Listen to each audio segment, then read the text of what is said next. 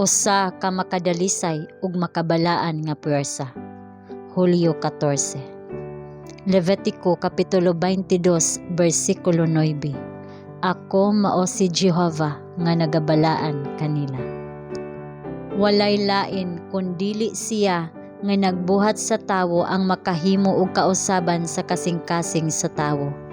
Ang tawhanong hukom ug mga ideya sa labing eksperyensyado mahimong dili hingpit og depekto, ug ang huyang nga instrumento ubos sa iyang kaugalingong panulundon nga kinaiya kinahanglan nga magpasakop sa pagbalaan sa balaang espiritu matag adlaw, kung dili ang kaugalingon magtigom sa mga rinda ug gusto nga magmaneho.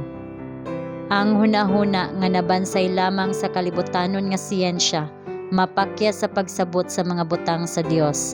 Apan ang maora nga hunahuna nakabig ug nabalaan makakita sa Dios nun nga gahom diha sa pulong. Ang hunahuna ug kasing-kasing lamang nga nahinluan sa pagbalaan sa espiritu ang makaila sa langit nung mga butang. Ang yutan-on nga ginikanan dili makahatag sa iyang anak og binalaan nga kinaiya.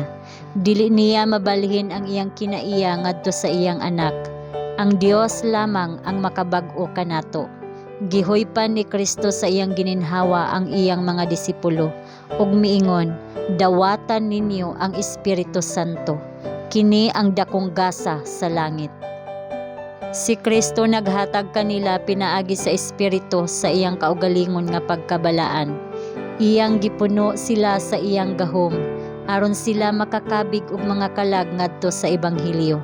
Sukad ni adto si Kristo magkinabuhi pinaagi sa ilang mga galamhan ug mamulong pinaagi sa ilang mga pulong. Kinahanglan nilang mahalon ang iyang mga prinsipyo ug kontrolahon sa iyang espiritu. Dili na sila magsunod sa ilang kaugalingong paagi sa pagsulti sa ilang kaugalingong mga pulong. Ang mga pulong nga ilang gisulti magagikan sa usa ka balaan nga kasing-kasing ug mahulog gikan sa balaan nga mga ngabil. Kita nagkinahanglan sa makapahumok, makapalumpag, makapaputli nga impluwensya sa balaang espiritu sa pag-umol sa atong mga kinaiya ug sa pagdala sa matag hunahuna ngadto sa pagkabinihag ni Kristo. Ang balaang espiritu mao ang makapahimo kanato sa pagbuntog, nga mugiya kanato sa paglingkod sa tiilan ni Jesus sama ni Maria ug makakat-on sa iyang kaaghop ug pagpaubos sa kasing-kasing. Kita kinahanglan nga pagabalaanon sa balaang espiritu sa matagtakna sa adlaw aron dili kita malitagan sa kaaway ug ang atong mga kalag mabutang sa peligro.